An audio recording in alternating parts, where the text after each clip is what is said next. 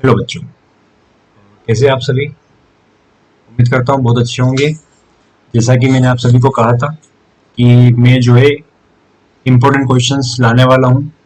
परिश्रम सीरीज करके हम एक सीरीज चलाने वाले हैं जिसमें दो दो चैप्टर कर कर माइक्रो इकोनॉमिक्स और मैक्रो इकोनॉमिक्स एग्जाम से पहले हम कवर करेंगे।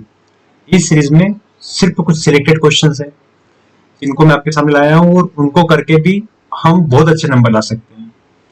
आपको जो करना ये रहेगा कि मैं डेली आपको क्वेश्चन दूंगा और कुछ हिंट दूंगा, थोड़ा समझाऊंगा।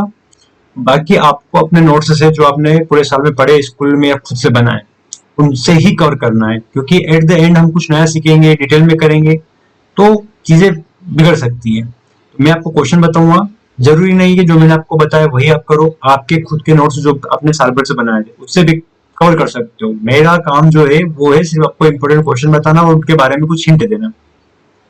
स्टार्ट हम करते हैं माइक्रो इकोनॉमिक्स से और उसमें हम चैप्टर फर्स्ट और चैप्टर सेकंड जो है वो करेंगे। तो सबसे पहले हम स्टार्ट करते हैं हमारा चैप्टर फर्स्ट, जो कि है meaning of micro and macro economics, है ना। व्यष्टि और समष्टि अर्थशास्त्र होता क्या है। अब हम सभी को पता है कि माइक्रो इकोनॉमिक्स जो होता है वो इंडिविजुअल यूनिट्स को स्टडी करता है, जैसे कि एक मार्केट हो गया, एक फर्म हो गई, एक इंडस्ट्री हो गई, जैसा कि आपको शो हो भी रहा है। Example, demand of one product कितनी हो सकती है, प्राइस ऑफ वन कमोडिटी कितनी हो सकती है। तो माइक्रो इकोनॉमिक्स यानी व्यष्टि अर्थशास्त्र में हम किसी एक मार्केट को, एक फर्म को या इंडिविजुअल यूनिट्स को स्टडी करते हैं। वैसे ही हमने समझा होगा कि मैक्रो इकोनॉमिक्स जो होता है वो एग्रीगेट, मतलब पूरे देश को जो भी चीजें चल रही है, जैसे कि राष्ट्रीय आय, नेशनल इनकम कितनी है, महंगाई क्या चल रही है, बेरोजगारी देश में कितनी है, उन चीजों को हम पढ़ते हैं। तो ये एक इंपॉर्टेंट क्वेश्चन रहता है जो रिपीटेडली बार बार एग्जाम में पूछा गया है। तो प्लीज आप माइक्रो मैक्रो इकोनॉमिक्स कवर कर लीजिएगा। व्यष्टि और समष्टि अर्थशास्त्र क्या होता है उसको कवर कर लीजिएगा। उसके बाद हम बात करें सेकेंड क्वेश्चन की, right any three difference of micro और मैक्रो इकोनॉमिक्स। बेसिकली हमें इसमें माइक्रो इकोनॉमिक्स और मैक्रो इकोनॉमिक्स के बारे में डिफरेंस पता होना चाहिए। इसमें तो शायद थोड़ी चीजें बिगड़ गई है, बट अपने को पता होना चाहिए कि माइक्रो इकोनॉमिक्स में हम क्या पढ़ते हैं और मैक्रो इकोनॉमिक्स में हम क्या पढ़ते हैं। हमें पता है माइक्रो इकोनॉमिक्स में हम इंडिविजुअल इकोनॉमिक यूनिट्स को पढ़ते हैं, वहीं मैक्रो में हम जो है पूरे देश के बारे में पढ़ते हैं। इंडिविजुअल हम जो पढ़ते हैं जैसे कि demand, supply, price of one goods, है ना, ये सारी चीजें हम पढ़ते हैं। वहीं हम बात करें मैक्रो इकोनॉमिक्स की तो national income, inflation, aggregate analysis. Aggregate analysis का यहाँ पर मतलब पूरी एग्रीगेट मतलब वो तो सब कुछ ओवरऑल। तो अगर हम यहाँ पर कुछ पढ़ भी रहते हैं तो पूरे देश के बारे में हम पढ़ते हैं। तो ये होता है माइक्रो और मैक्रो का डिफरेंस, जो आपके नोट्स के अकॉर्डिंग आप फिर अगेन कर लीजिएगा। अब हम बात करें थर्ड हमारे क्वेश्चंस की। इंपॉर्टेंट क्वेश्चन रहेगा, इकोनॉमिक एक्टिविटी क्या होती है और नॉन इकोनॉमिक एक्टिविटी क्या होती है। अब इकोनॉमिक एक्टिविटी वो होती है जो वेल्थ कमाने यानी इनकम अर्न के करने के हिसाब से करी जाती है, जो कि लीगल एक्टिविटी होती है ना। जैसे कि टीचिंग हो गया, फार्मिंग हो गया, बिजनेस हो गया, ये सारे काम हम इसलिए करते हैं ताकि हम पैसा कमा पाए, इनकम आ पाए, वेल्थ कमा पाए। तो हर वो एक्टिविटी बट लीगल होनी चाहिए। सट्टा खेलना लीगल एक्टिविटी नहीं है, अगर हम उससे पैसा कमा रहे हैं तो वो इकोनॉमिक एक्टिविटी नहीं हुई। इसलिए याद रहे, लीगल एक्टिविटी ही इकोनॉमिक एक्टिविटी कहलाती है। वही हम बात करें नॉन इकोनॉमिक एक्टिविटी की, तो नॉन इकोनॉमिक एक्टिविटी क्या होता है। नॉन इकोनॉमिक एक्टिविटी जो होता है वो होता है कि जो हम पैसे कमाने के लिए नहीं करते, हम सेल्फ सेटिस्फेक्शन करने के लिए करते हैं। जैसे कि हमें बच्चों को खिलाना, या हमें खुद को गाने सुनना, या कुकिंग करना, किसी की मदद करना, हम ये जो सब काम करते हैं वो हम सेल्फ सेटिस्फेक्शन करने के लिए करते हैं। इसलिए ये सारी जो एक्टिविटियां होती है वो सब होती है नॉन इकोनॉमिक एक्टिविटियां। तो ये क्वेश्चन भी जो है वो बहुत इंपॉर्टेंट है। आर्थिक क्रिया और गैर आर्थिक क्रिया क्या होती है। उसके बाद हम बात करें नेक्स्ट हमारे क्वेश्चन की, तो वो है पॉजिटिव और नॉर्मेटिव इकोनॉमिक्स, या इसी को हम पॉजिटिव या नॉर्मेटिव साइंस भी कहते हैं। इन दोनों के बारे में हमें पता होना चाहिए। सबसे पहले हम बात करें पॉजिटिव इकोनॉमिक्स। तो पॉजिटिव इकोनॉमिक्स जो होता है वो होता है व्हाट इज, ये इंपॉर्टेंट टर्म है पॉजिटिव इकोनॉमिक्स में। अब व्हाट इज का मतलब है कि क्या चीजें हुई। जैसे 2011 में जो भी सेंसस हुए, जनगणना हुई, उसमें बताया गया कि इंडिया की आबादी जो है 125 करोड़ है। तो ये फैक्ट है, इसको बदला नहीं जा सकता। है ना। वहीं हम बात करें कि 2030 में आते आते इंडिया की जो आबादी है वो घटकर मान लो 100 करोड़ रह जाएगी। तो इसकी कोई गारंटी नहीं है कि ऐसा हो जाएगा। तो एक तरफ हम बात कर रहे हैं कि पक्का ऐसा हुआ था, एक तरफ हम बात कर रहे हैं कि हो सकता है। तो अगर हम फैक्ट की बात करें कि नहीं ऐसा हुआ था, उसको बदला नहीं जा सकता, जिसपे हम ओपिनियन नहीं रख सकते, जिसपे हम डिबेट नहीं कर सकते, तो उसको बोलते हैं पॉजिटिव इकोनॉमिक्स, यानी कि जो एक्चुअल में हुआ है, फैक्ट है या होगा। लेकिन हम बात करें नॉर्मेटिव इकोनॉमिक्स या नॉर्मेटिव साइंस की, तो ये डिपेंड करता है व्हाट आउट टू बी, मतलब क्या हो सकता है ना। जैसे कि गवर्नमेंट शुड रिड्यूस अनएम्प्लॉयमेंट। हम बात करें कि यार जो आने वाले समय में सरकार जो है वो आने वाले समय में सरकार जो है बेरोजगारी जो है वो कम करने के लिए काम करेगी, बट हो सकता है काम करे भी और कोशिश पूरी करे, बावजूद उसके जो है बेरोजगारी उतनी ना कम हो पाए। तो ये नॉर्मेटिव इकोनॉमिक्स हो गया, क्योंकि इस पे हम ओपिनियन, जजमेंट, सजेशन दे रहे हैं कि ऐसा होगा। तो ये भी आप जो है कवर कर लीजिएगा, ये भी एक इंपॉर्टेंट क्वेश्चन है। वही हमारा अगर अगला क्वेश्चन की हम बात करें जो कि है types of economy, very important. एक होता है कैपिटलिस्ट इकोनॉमी, एक होता है सोशलिस्ट इकोनॉमी और एक होता है मिक्स्ड इकोनॉमी। इनको भी आपने पढ़ा होगा। अब कैपिटलिस्ट इकोनॉमी, कैपिटल अर्निंग के प्रॉफिट से ही जो इकोनॉमी काम करती है, production control by private individuals, वहां पर गवर्नमेंट का कोई रोल नहीं होता है और उनका जो मेन मोटिव होता है वो होता है प्रॉफिट मैक्सिमाइजेशन। यहाँ पर समाज को नहीं देखा जाता, यहाँ पर एक ही चीजों को देखा जाता है, वो कितना हम लाभ कमा सकते हैं। तो टाइप्स ऑफ मतलब अर्थव्यवस्था के प्रकार हमें करने, कैपिटलिस्ट इकोनॉमी, सोशलिस्ट इकोनॉमी और मिक्स्ड इकोनॉमी। बस याद रहे कि ये जो 3 प्रकार की इकोनॉमी हम पढ़ते हैं, इनको दूसरे नाम से भी पूछा जा सकता है। जैसे कैपिटलिस्ट इकोनॉमी को मार्केट इकोनॉमी भी कहते हैं, ठीक है। तो ये हमें पता होना चाहिए, इसको हम मार्केट इकोनॉमी भी कह सकते हैं। वही सोशलिस्ट इकोनॉमी हुई, है ना, तो उसको क्या कहते हैं वो हमें पता होना चाहिए। मिक्स्ड इकोनॉमी हुई, उसको हम क्या कहते हैं वो हमें पता। मिक्स्ड इकोनॉमी तो खैर मिक्स्ड इकोनॉमी है, सोशलिस्ट इकोनॉमी इस सेंट्रली प्लान्ड इकोनॉमी भी कहलाता है। तो हमें इनके नाम और कवर करना है, क्योंकि इसमें से भी क्वेश्चन जो है हर साल बन रहे हैं।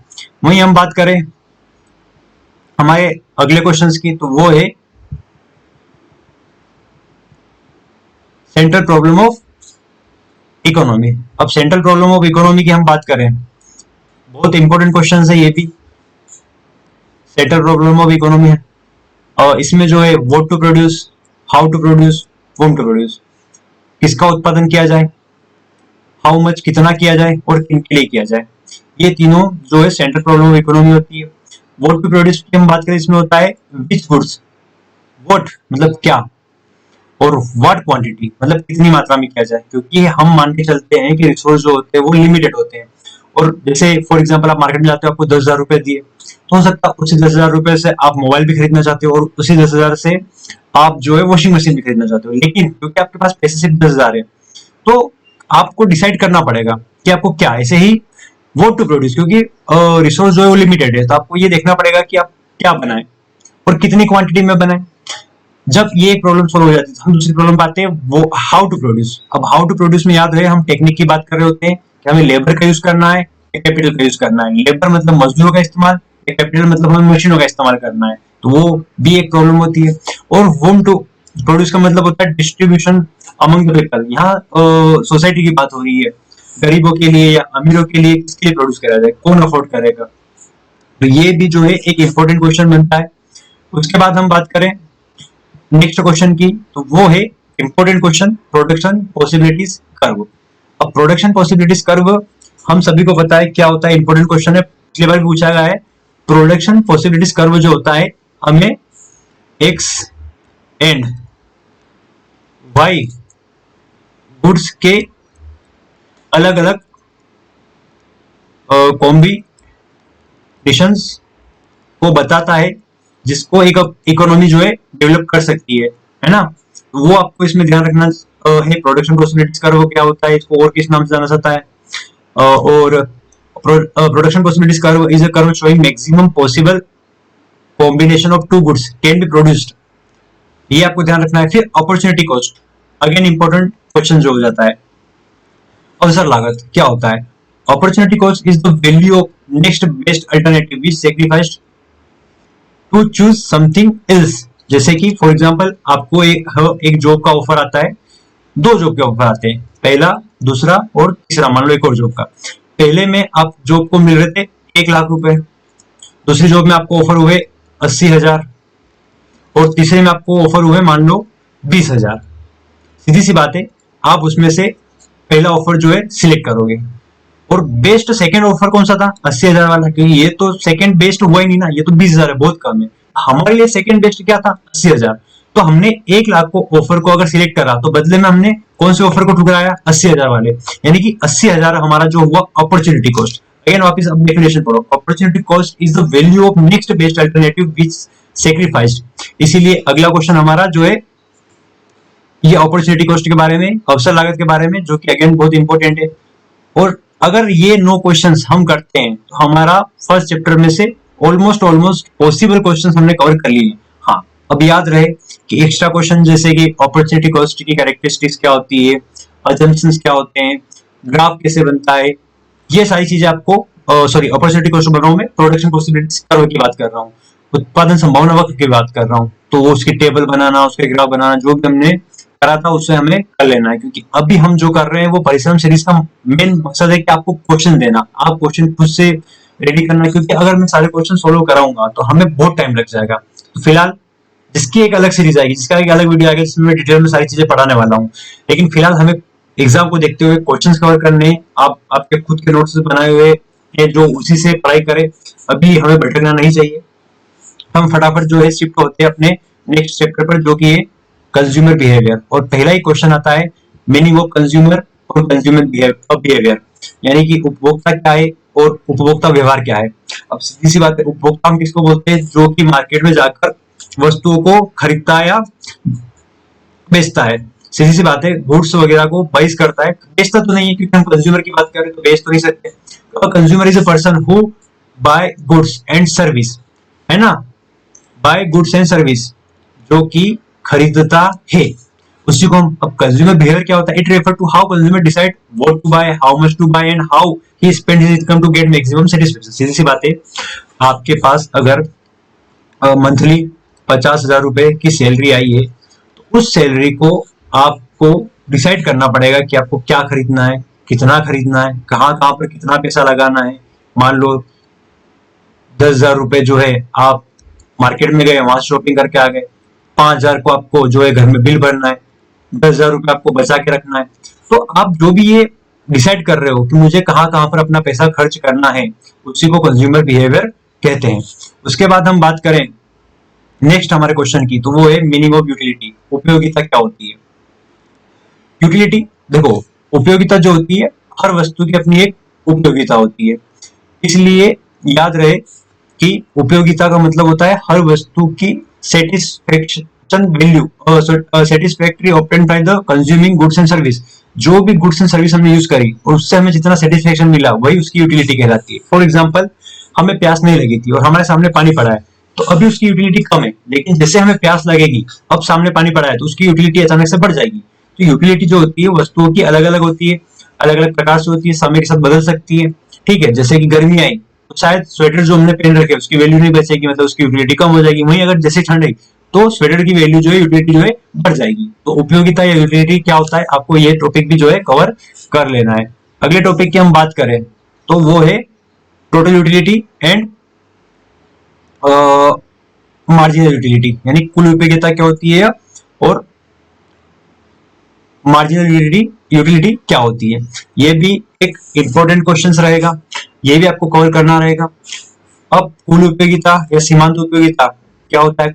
कुल उपयोगिता क्या होता है? जो सीमांत उपयोगिता होती है उसको जब हम जोड़ देते हैं तो वही हमारी कुल उपयोगिता होती है। लेकिन सवाल ये है कि हमारा मार्जिनल यूटिलिटी होता क्या है।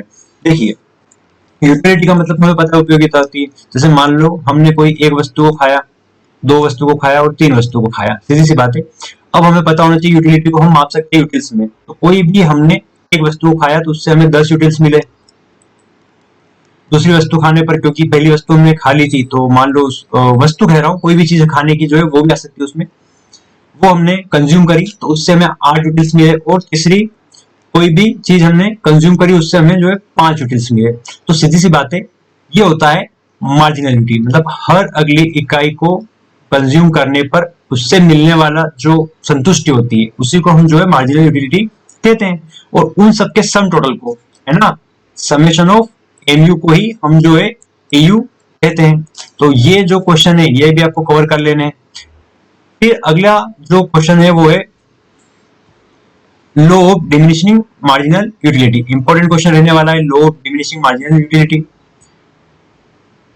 अब सीमांत उपयोगिता का हास्य नियम बहुत इंपॉर्टेंट है। अब सीमांत उपयोगिता का हास्य नियम क्या है? जैसे मैंने अभी आपको ऊपर बताया था, मान लो हमने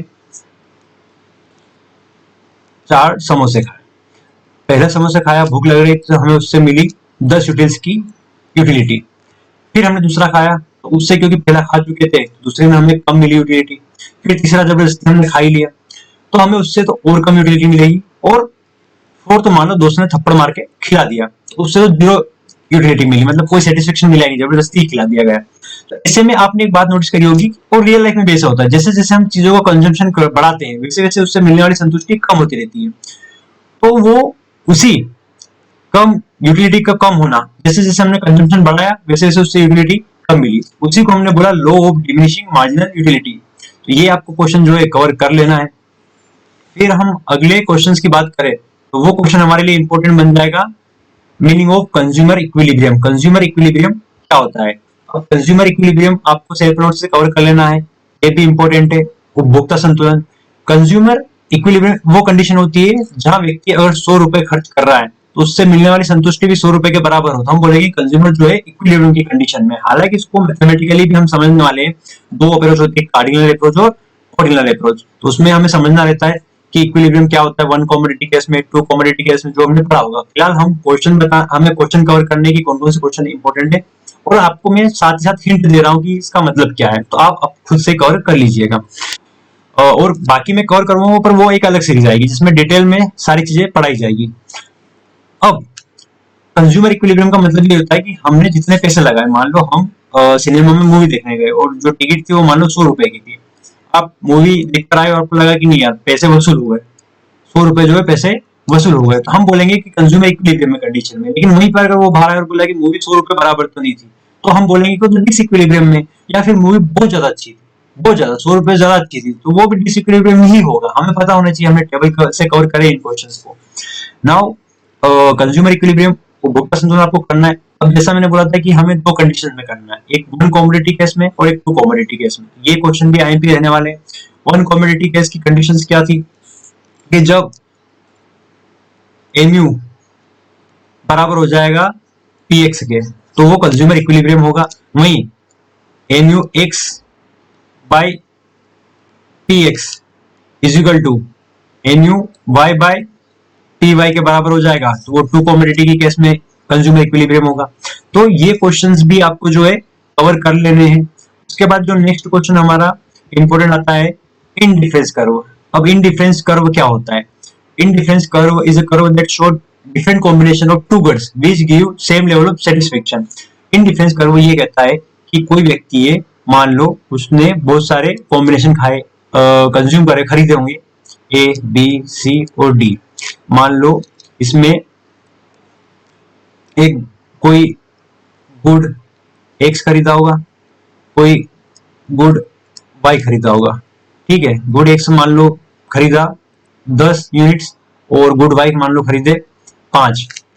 लेकिन सेकेंड टाइम पे जब उसने कॉम्बिनेशन करा तो क्योंकि उसको लगा कि गुड वाई मेरे पास कम है, मुझे बढ़ाना चाहिए, तो उसने क्या करा, गुड एक्स को कम करा और गुड वाई को जो है बढ़ा लिया। फिर उसको लगा कि नहीं मुझे गुड वाई को और बढ़ाना चाहिए, फिर उसने क्या करा कि जो भी गुड एक्स था उसको और कम करा और गुड वाई को फिर बढ़ा लिया।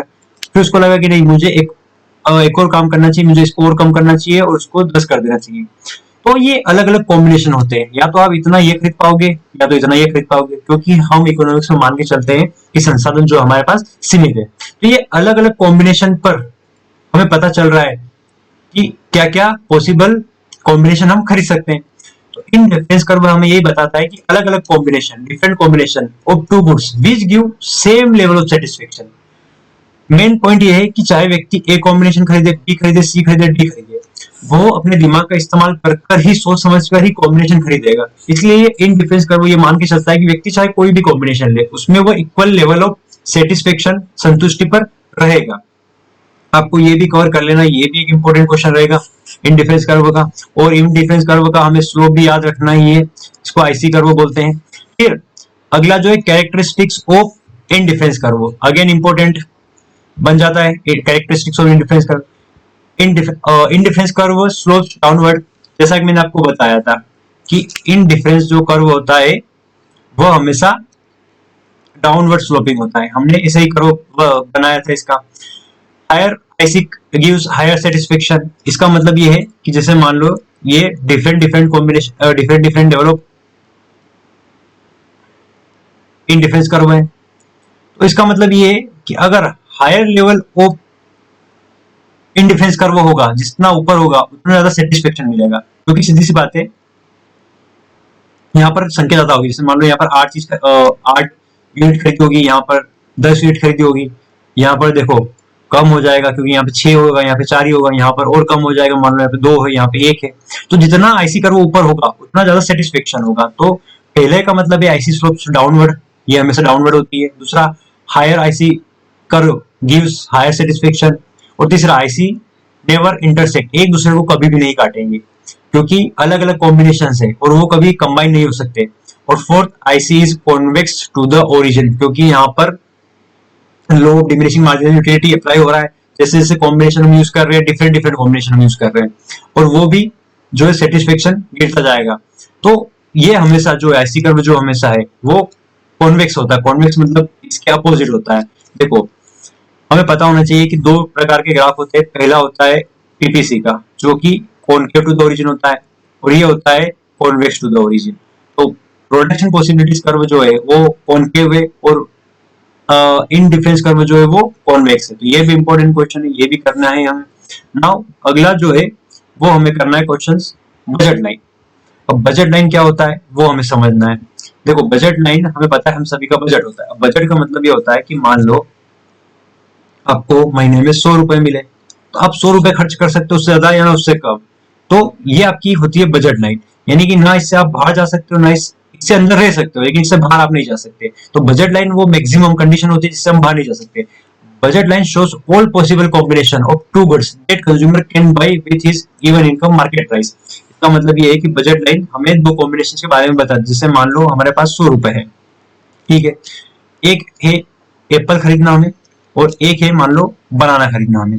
एप्पल के जो प्राइस है मार्केट में वो मान लो 10 रुपए है, और बनाना के जो प्राइस है वो मान लो 20 रुपए है। तो सीधी सी बात है, आपके पास 100 रुपए था, आप कितने कॉम्बिनेशन खरीद सकते हो? तो आप जो 20 रुपए का बनाना है एक है अगर, तो आप मान लो 3 बनाना खरीदे तो आपके 60 रुपए हो गए, और मान लो 4 एप्पल खरीदे 10 रुपए के तो वो 40 रुपए हो गए। तो आप कितने कॉम्बिनेशन खरीद सकते हो? 3 बनाना और 4 एप्पल। तो ये आपकी बजट लाइन बताता है, मतलब इससे बाहर आप नहीं जा सकते। ये भी आप जो है कवर कर लीजिएगा, इंपॉर्टेंट क्वेश्चन रहने वाला है। अगला जो है मीनिंग ऑफ कार्डिनल और ऑर्डिनल। कार्डिनल और ऑर्डिनल का मतलब क्या होता है? कार्डिनल यूटिलिटी हमें ये बताती है कि utility can be measured in number. Cardinal utility जो ये है वो हमें बताती है कि हम यूटिलिटी को माप सकते हैं। जैसे मैंने आपको बताया था कि हमने एक समोसा खाया तो हमें जो है 10 यूटिल्स की संतुष्टि मिली, सेटिस्फेक्शन मिला। दूसरा समोसा खाया तो हमें सिर्फ 8 यूटिल्स ही मिले। तीसरा खाया तो बिल्कुल 5 ही मिले। तो ये कार्डिनल अप्रोच होती है जो हमें बताती है कि हम जो भी खा रहे हैं उसको हम गिन सकते हैं। वही ऑर्डिनल यूटिलिटी हमें बताती है कि हम उसको नहीं गिन सकते, हम उसको सिर्फ प्रेफरेंस कर सकते हैं। जैसे कि मुझे पसंद है एप्पल, तो मैं एप्पल को पहले खाऊंगा, बाद में मुझे पसंद नहीं मान लो बनाना, तो मैं बनाना को बाद में खाऊंगा। तो ऑर्डिनल अप्रोच हमें बताती है कि हम ऑर्डर कर सकते हैं, ना कि उनको गिन सकते हैं। तो ये भी जो है कार्डिनल और ऑर्डिनल अप्रोच बहुत इंपॉर्टेंट क्वेश्चन सीरीज है। उसके बाद है consumer equilibrium by indifference curve. अब consumer equilibrium by indifference curve का मतलब ये होता है कि कंज्यूमर इक्विलिब्रियम कब होगा इंडिफरेंस कर्व की। अब हमें पता होना चाहिए कि जो बजट लाइन होती है वो ये होती है जिसको हम बोलते हैं price ratio, slope of budget line. वही आईसी कर्व जो होता है वो एमआरएस होता है। तो इसमें हमें यही समझना है कि कंज्यूमर इक्विलिब्रियम की कंडीशन में कब होगा, जिस पॉइंट पर एमआरएस और प्राइस रेशियो दोनों बराबर होंगे उसी को हम जो है कंज्यूमर इक्विलिब्रियम बोलेंगे। क्योंकि इससे पहले अगर हम बात करें तो जहां पर स्लोप बजट लाइन का ज्यादा है, सॉरी आईसी कर्व का ज्यादा है, वहीं बजट लाइन का कम है। यहाँ पर स्लोप दोनों के बराबर है। यहाँ पर हम बात करें तो अगेन फिर फर्क आ जाता है, क्योंकि यहाँ आईसी कर्व सीधा हो रहा है, यहाँ पर जो बजट लाइन सीधा जा रही है, इसका स्लोप ज्यादा है, यहाँ पे कम है। तो दोनों कंडीशन में अलग अलग है। हम पहली कंडीशन की बात करें तो यहाँ पर जो है एमआरएस ज्यादा है बजट लाइन से, प्राइस रेशियो से। यहाँ पर हम बात करें तो एमआरएस बराबर है बजट लाइन के, और हम यहाँ पर बात करें तो यहाँ पर एमआरएस कम हो गया है बजट लाइन के, क्योंकि बजट लाइन का जो स्लोप होता है वो P X by P Y से भी हम डिनोट कर सकते हैं। तो फिर आप अपने खुद के सेल्फ नोट से तैयारी करिएगा। मैं फिर बोल रहा हूँ, मैंने आपको जस्ट हिंट दी कि ये क्वेश्चन इंपॉर्टेंट है और इनमें हमें क्या क्या पढ़ना चाहिए। तो ये फर्स्ट चैप्टर और सेकंड चैप्टर के क्वेश्चंस थे, 2 चैप्टर हमने खत्म कर लिए हैं। ये वो क्वेश्चन थे जो रिपीटेडली बोर्ड्स में पूछे गए, बोर्ड्स के लिए फेवरेट क्वेश्चन है। तो बच्चों जो मैंने आपको क्वेश्चन बताया, अगर आप उसको कवर करते हो तो मैं इस बात की गारंटी देता हूँ कि आप अच्छे जो है स्कोर कर पाओगे। और जितने भी मैंने क्वेश्चन बताए उनको आपको डिटेल में पढ़ना, और बाकी जो बच्चे कवर कर सकते हैं उनको आपको डिटेल में पढ़ना। जैसे फॉर एग्जाम्पल मैंने कंज्यूमर इक्विलिब्रियम बताया था आपको 1 कमोडिटी केस और 2 कमोडिटी केस में। हमें पता है कि हम उनको टेबल्स की मदद से कैलकुलेशन की मदद से हम उनको कवर करते हैं। बट फिलहाल अगर मैं सारी चीजें बताने गया डिटेल में तो वो वीडियो काफी लंबा हो जाएगा और बच्चे उसको ज्यादा है वो हम पढ़ेंगे, अलग में पढ़ेंगे। फिलहाल इतना काफी था। अब मिलते हैं हम अगले वीडियो में जिसमें हम कवर करेंगे चैप्टर 3 और चैप्टर 4 के इंपोर्टेंट क्वेश्चंस। Thank you.